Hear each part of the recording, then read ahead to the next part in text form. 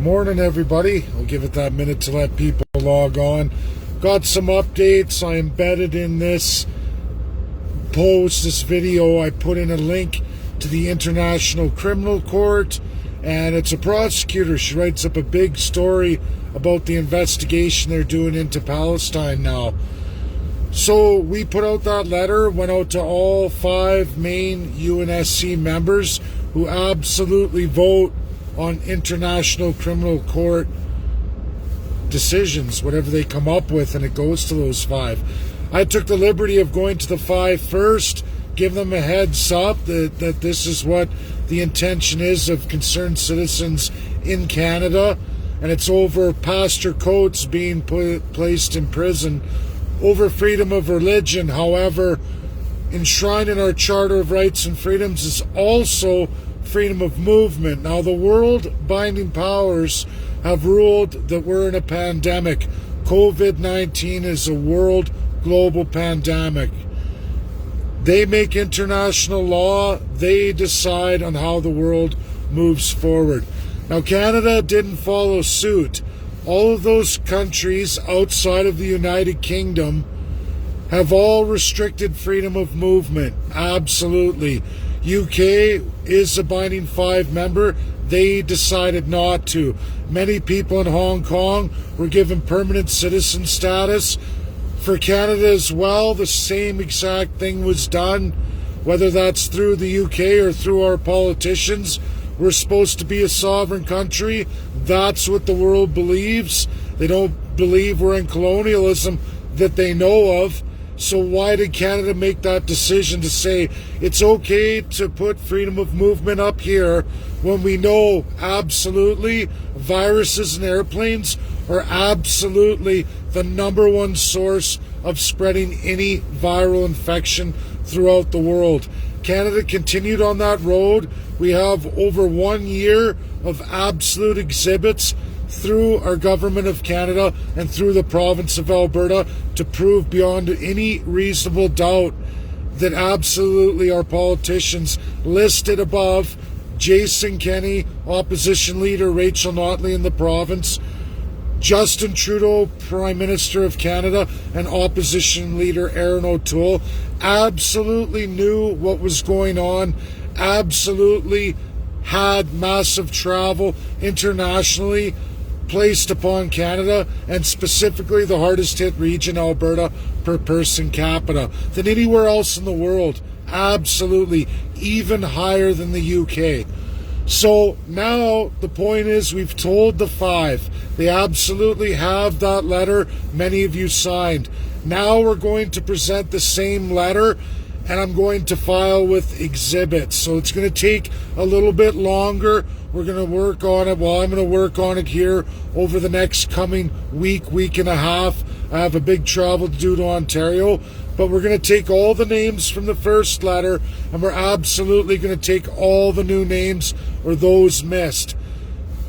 What I think I'm going to do after this video, though, is post the email.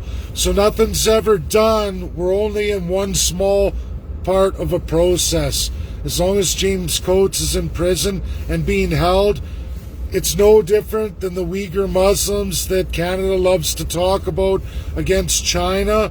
And yes, I agree that's probably a human rights violation according to international law. And whether they'll rule on that, I don't know, as China is a binding 5 member. But the reality is Canada is not. And for Canada to say this pastor, James Coates, must be placed in prison because he is violating international pandemic laws and the laws of Canada on health, saying that he is responsible for spreading the virus by hosting events in his local parish with local residents. But yet, Canadian politicians are not responsible. How did the variants get here? They got here on airplanes. They came from UK and Hong Kong. You can go on the Canada website. Even now, all Hong Kong citizens get to jump queue, get to come to Canada. They automatically get citizenship status. permanent residents automatically. Here's your passport, come to Canada. Now they have placed recent restrictions on that travel, but absolutely from the entire pandemic, from March all the way till December, there were zero restrictions on that foreign travel. The screening was not even close to anything any Canadian domestic went through, whether they left or came back to Canada. Not even close, not by a long shot. We have all the exhibits. In one hand, the government says we get to do this and spread COVID-19. And in the other hand, they say a local pastor must be placed in prison, grossly violating his human rights because of the pandemic. But we're okay to do this here, even though we're probably responsible for thousands of dead Canadians. The variants are here. They didn't come here from Pastor Coates hosting religious services in Spruce Grove, Alberta. I don't think he's been flying weekly up until that point to UK to go have pastor services local in the UK and then flying back to Canada. I don't think that's what he was doing. I think our government was doing that. I think that they were working with the United Kingdom against Canada's supposed to be sovereignty.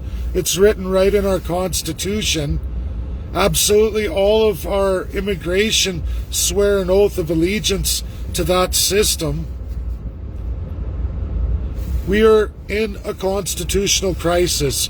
We don't operate on the world stage anymore, Canadians. We're not even close. A lot of people like to place a boogeyman UN, and they say it's the UN, it's the UN, it's the UN.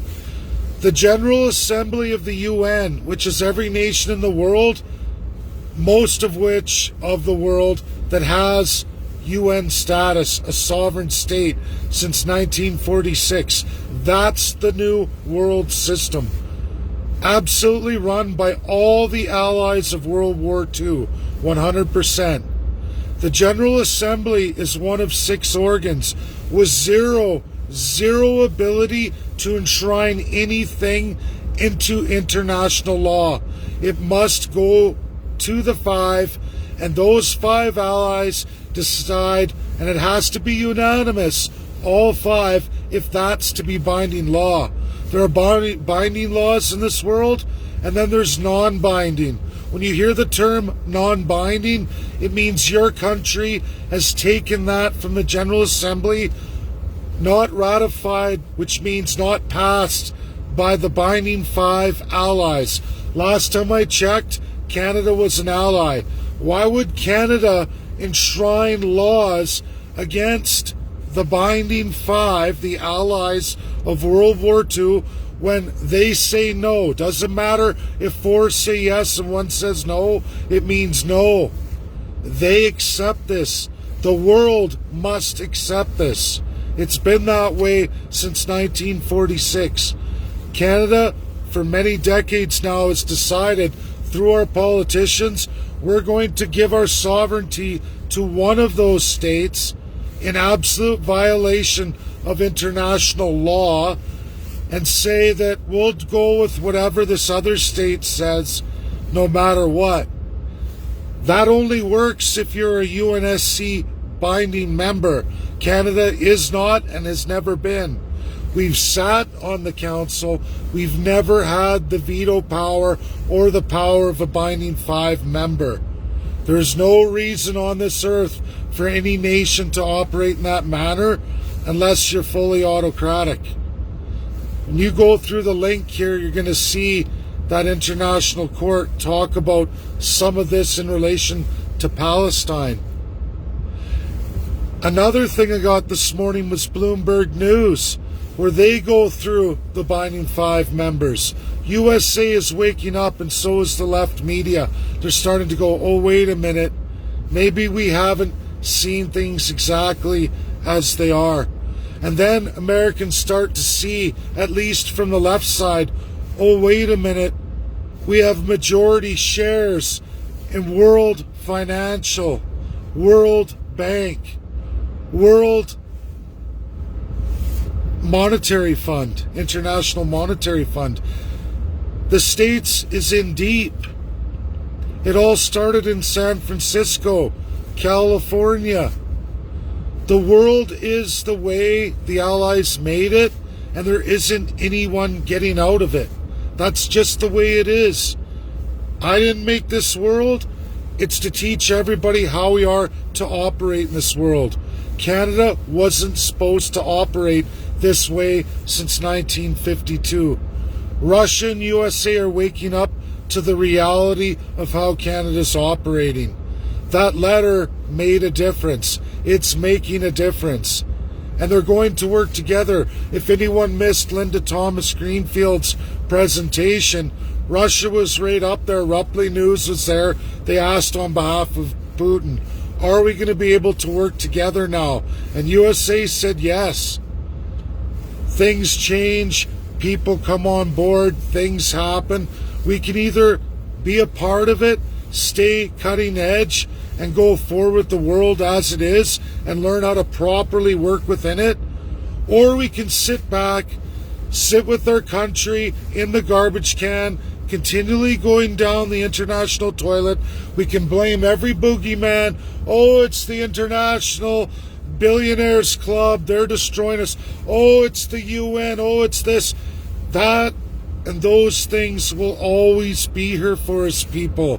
It is having a constitution redesigned, dismembered in Canada to actually match the rest of the world as it is, not how we wish to relive it from 1867. That world of the League of Nations, Age of Empires, is long gone. Gone by, it's over. There are 17 nations, 18, 19, 20, including Canada and some other Commonwealth countries, that absolutely seem to be unable to get out of this. 17 of those 20 absolutely want out, are banging and banging and banging on the international door to get out of the problematic situation. But not Canada. For some reason, Canadians in every province seem to think it's fine that all your politicians operate with zero accountability and absolute full autocracy. That somehow having codification of a constitution, like almost the rest of the world, regardless of their problems outside of absolute autocrats and dictators. What does that tell you? You're either in a country of dictators or autocrats. I've been studying this. It's absolute autocrats. Every single party.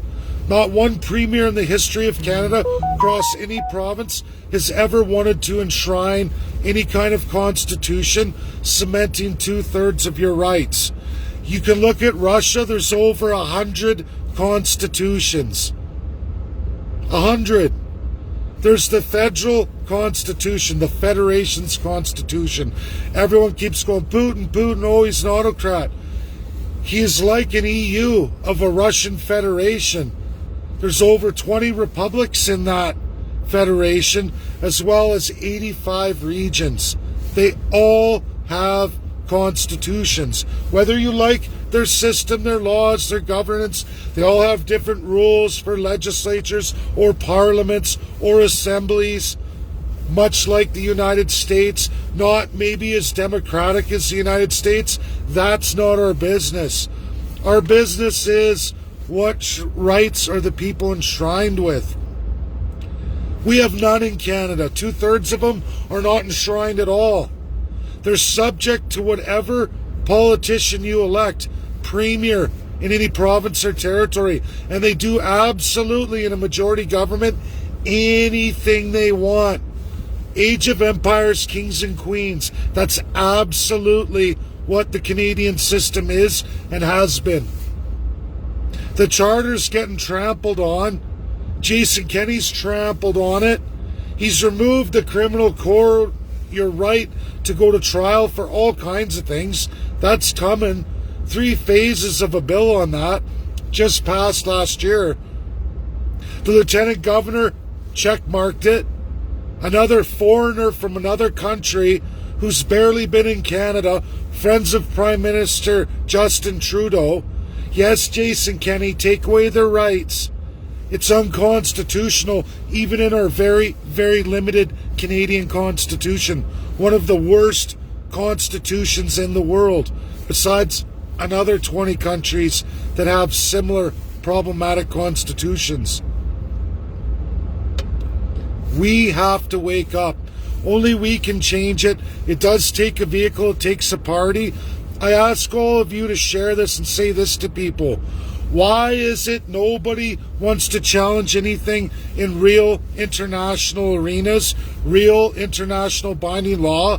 Why is it every political party points the finger and says, not my fault, it's somebody else's?